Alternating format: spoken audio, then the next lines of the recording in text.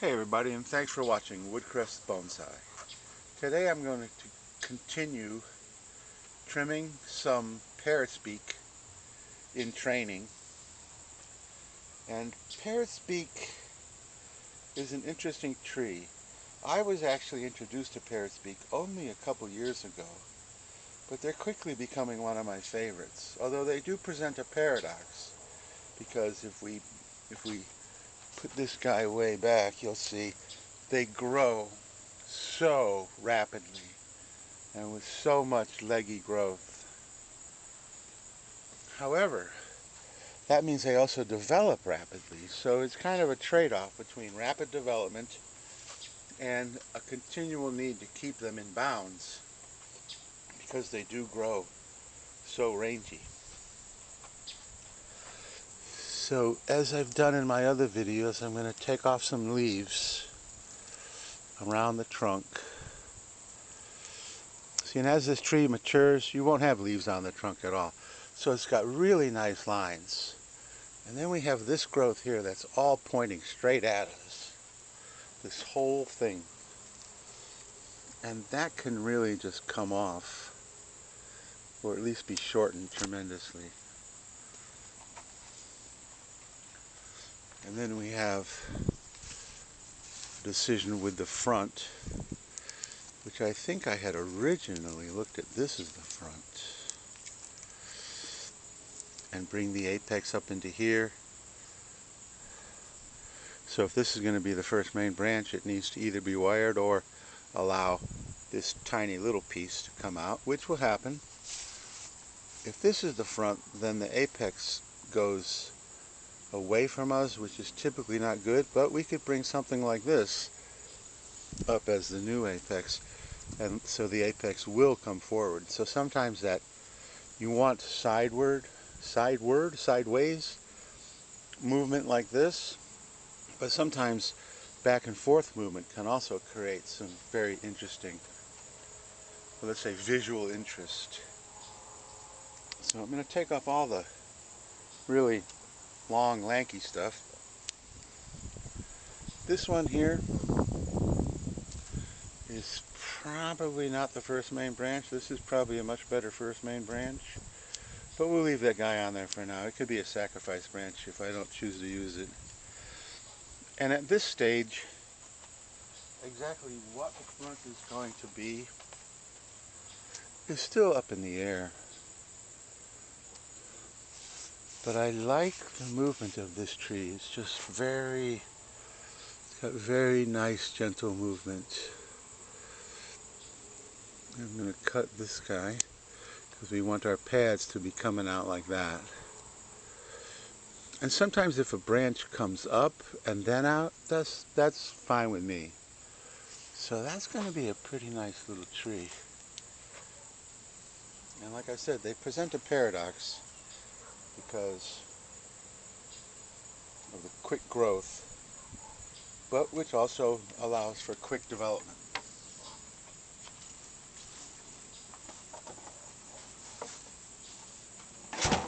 Okay.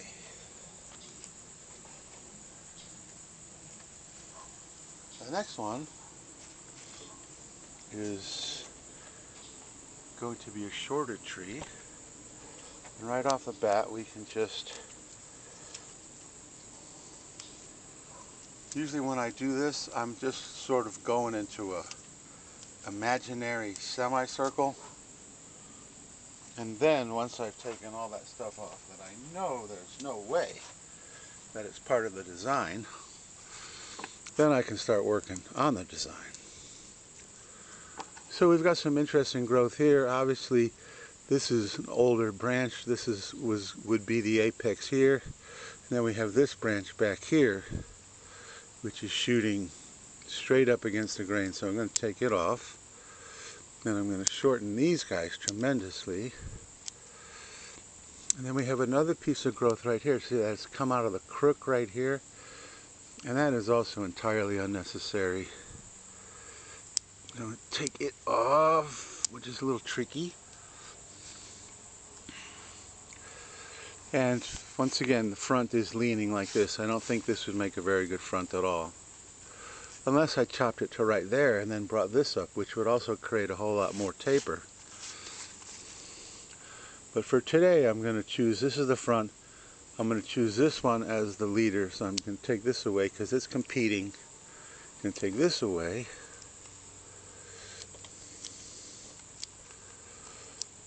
And there we go, we have a pretty decent tree coming up, coming up, coming up, coming up.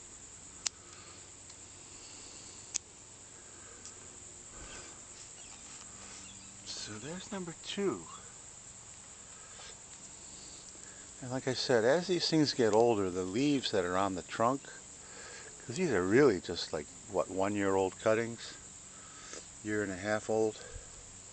So once we get to like the 3 or 4 or 5-year stage, the trunks will be clear and all the foliage will be out on the pads.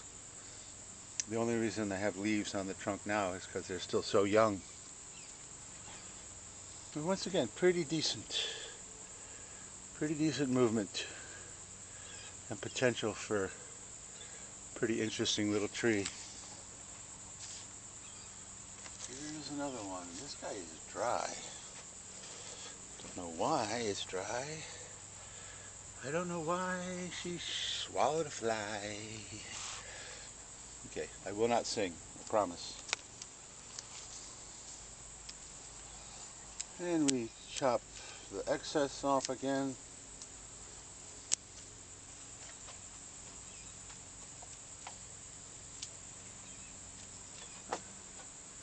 Try to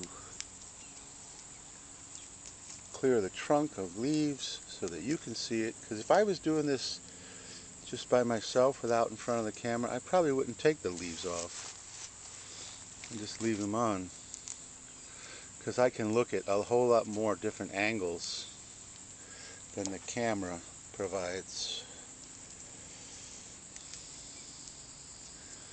So where do we go with this guy?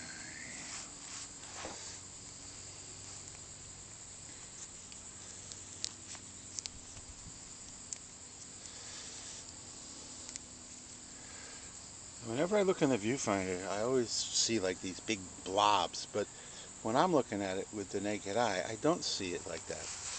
And once again, it's just because these are young.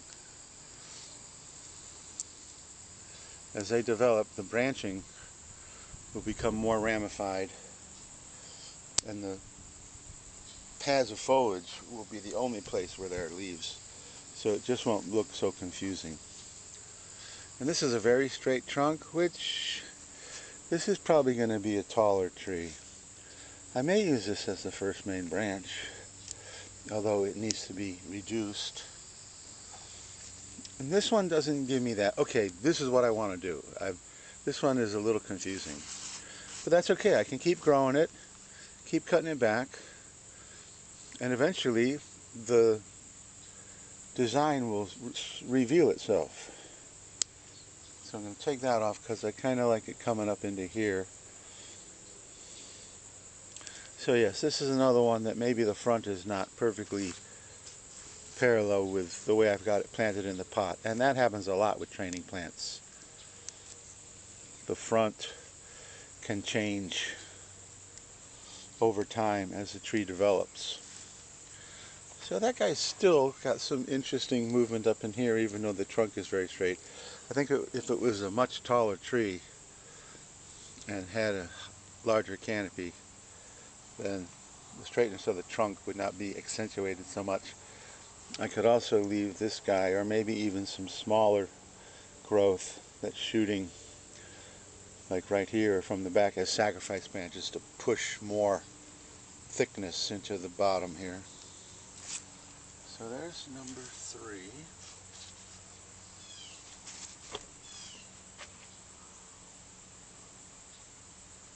Number 4 has had some major cutbacks. There's 2 huge cutbacks right here and right here, if you can see, right there. And that is because in the initial stages it grew way out and I just didn't like either way it was growing, so I just cut them both off. That created some nasty scars, but if we move it around, the scars disappear, and it does in fact create quite a bit more taper. I'm going to cut this guy off. For some reason I didn't do the initial cut back.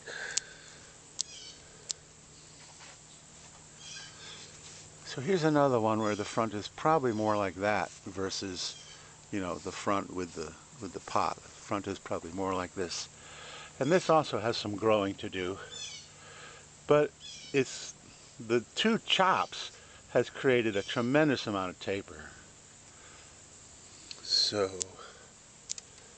this is another one. And once again, these guys are just in training. I'm not looking at getting anything close to a finished tree right now. Just trying to continue to create the basic structure of the tree, which then will develop the pads and space between the branches and more movement and more taper as time goes by.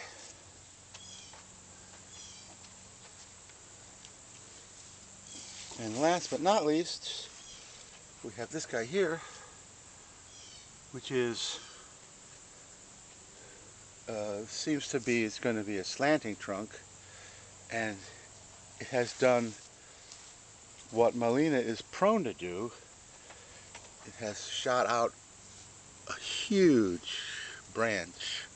I mean, look how big that thing is. It just goes up and up and up, and that's way at the base here. And there's another nasty scar there. So that comes off completely. I could leave it as a sacrifice branch, but I think it's already worked pretty well. And if we remove the leaves from the trunk, we see we have a very nice movement. Nothing really coming back this way. I could like take all of this off. I need a towel or something, and create a tree right here. Much smaller tree with this as the leader. But I kind of like the slanting style, because I have so many of those informal uprights already. So I'm going to keep it as a slanting style for now. And then just take it back.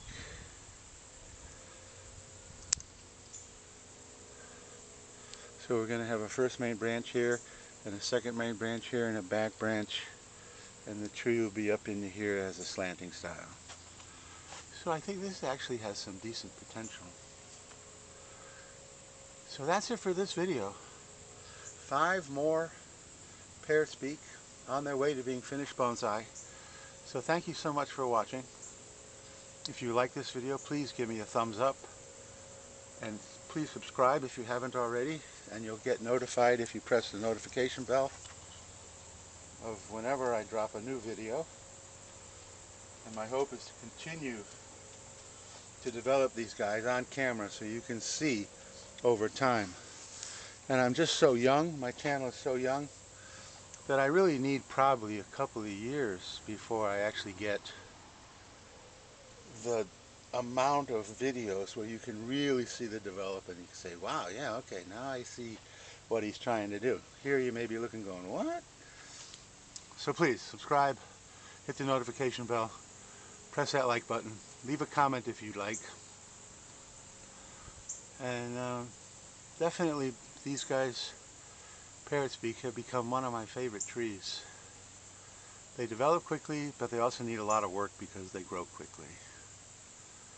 So thank you so much for watching, and I will see you in the next video.